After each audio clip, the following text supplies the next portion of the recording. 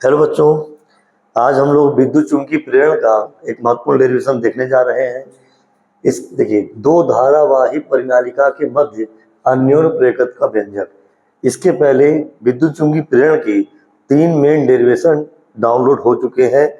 उसको आप जरूर एक बार रिपीट करिए, उसी से जुड़ा हुआ ये भी डेरिवेशन है। आइए देखिए ट्रिक क्या है इसकी। सबसे पहले ट्रिक देखिए, बिटिया यूं नहीं आई टूर पर, लेन पर, परिनालिका के लिए लेन पर लिखेंगे। ठीक, बिटिया यूं नहीं आई लेन पर, इसका मात्रक क्या था? न्यूटन प्रति एम्पियर मीटर। इतना पहले समझ में आ रहा है। तो हिंदी इसकी क्या लिखेंगे? क्योंकि यल क्या है? परिनालिका की लंबाई, एन क्या है? फेरों की संख्या, और आई क्या है? प्रवाहित धारा। इसको पहले, क्योंकि दो परिनालिका कह रहा है, तो यहाँ लिखेंगे माना P तथा S, P तथा S दो सम अच्छी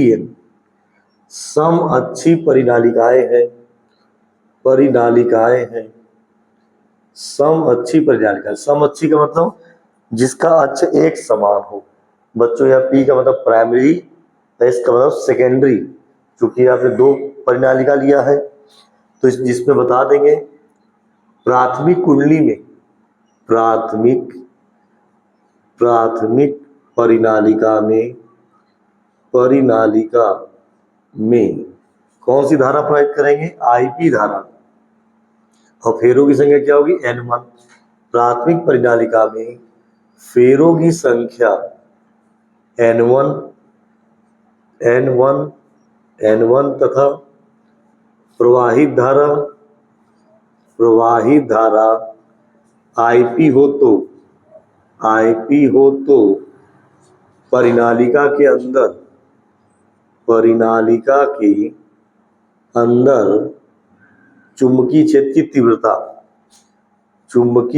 की तीव्रता V बराबर। एक बार ध्यान दें, क्योंकि दो परिनालिका कहा इसलिए कहा माना P तथा S दो सम अच्छी परिनालिका है, क्योंकि हमको दो परिनालिका लेके चलना है। P का मतलब प्राइमरी, S का मतलब सेकेंडरी। प्राथमिक परिनालिका में फेरों की संख्या बच्चों क्या माना यहाँ पर? N1। और प्रवाहित धारा क्या लिया? IP। ठीक है, तो परिनालिका के अंदर पहले क्या निकाला? चुंबकीय क्षेत्र की तीव्रता V बराबर म्यू नॉट N1 IP बटे L, न्यूटन प्रति एम्पियर मीटर। इसको आप इक्वेशन 1 मान सकते हैं। अब देखिए बच्चों, जब चुंबकीय क्षेत्र की तीव्रता निकल गई तो हमको क्या निकालना है? चुंबकीय फ्लक्स।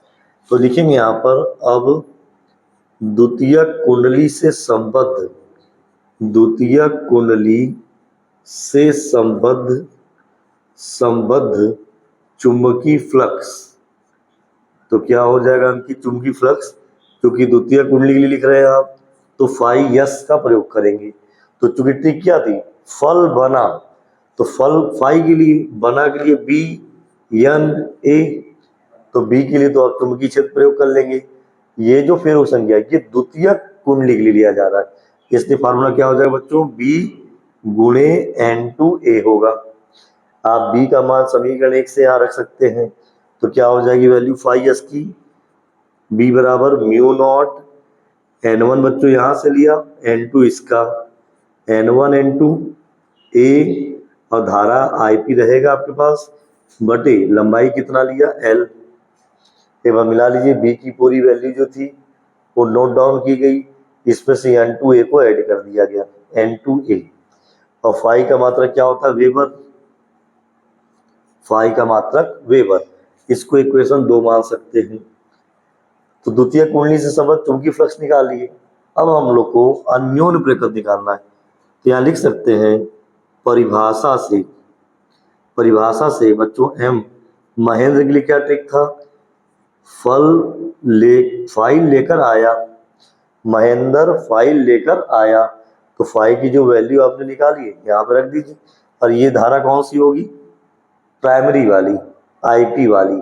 तो IP से IP कैंसिल होगा, तो क्या सूत्र आएगा बच्चों? M बराबर फाई के लिए mu naught N1 N2 A IP बटे IP। तो IP से अच्छा LV होगा, IP से IP कट जाएगा बच्चों, ये यल बटे में रहेगा आपका।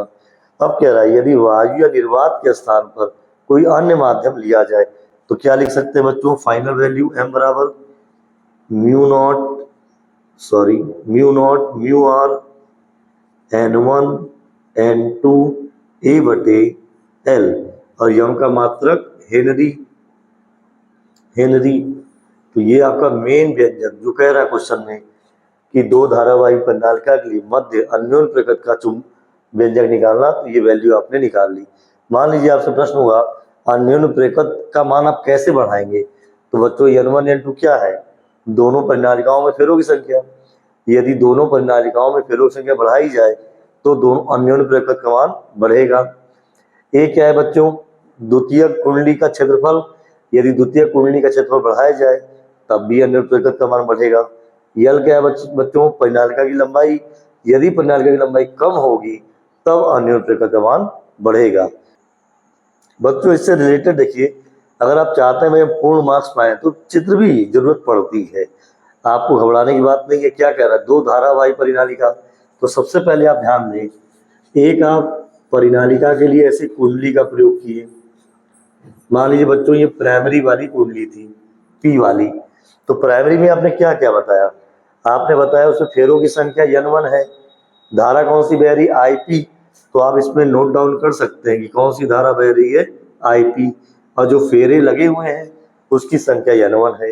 अब कह रहा है भाई दूसरी कुंडली सम अच्छी, यानी इसका अक्ष समान हो, तो इसी में बच्चों आप एक दूसरी कुंडली को ऐड कर दिए। ये दूसरी कुंडली, ये वाली बच्चों यस मान लो आप, सेकेंडरी वाली कुंडली आपको ये, तो आपने प्राइमरी और सेकेंडरी दोनों को सम अच्छी बना दिया। अगर मान लीजिए प्राथमिक कुंडली में हम लोग धारा प्रवाहित करते हैं तो पहले क्या निकालना होगा हमको? उसके प्राथमिक कुंडली के अंदर चुंबकीय क्षेत्र की तीव्रता। जब चुंबकीय क्षेत्र की तीव्रता निकलती है तब बच्चों फ्लक्स उत्पन्न होता है। वो फ्लक्स द्वितीय कुंडली से जुड़ता है, जो कि आप देख रहे हैं फाई निकाल रहे हैं।